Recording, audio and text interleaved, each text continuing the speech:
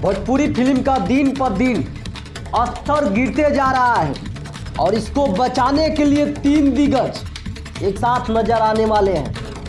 आपको हम बता दें कि भोजपुरी में प्रतिज्ञा पार्ट 3 में सबसे भोजपुरी के बड़े बड़े दिग्गज एक साथ नजर आने वाले हैं और ये निर्णय भोजपुरी फिल्मों का स्तर गिरते जा रहा है उसको बचाने के लिए लेने का प्रयास किया जा रहा है।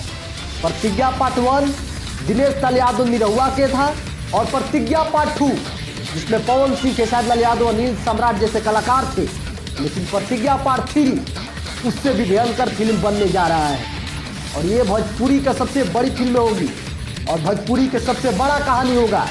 ऐसे हरदम टकराव तो होता है पवन सिंह और खेसारी लाल यादव में।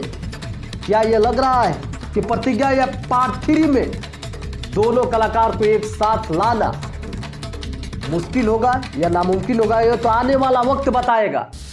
बट ये निर्णय भोजपुरी फिल्मों का जो थिएटर में जनता का रुझान को देखते हुए निर्णय उठाया जा रहा है।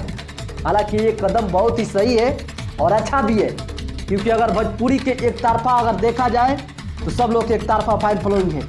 अगर सारा फैंस एकजुट होकर ये फिल्म देखे तो शायद थिएटर में भोजपुरी फिल्मों के लिए कुछ हो सकता है। हालांकि आगे क्या होता है वो बता नहीं सकते।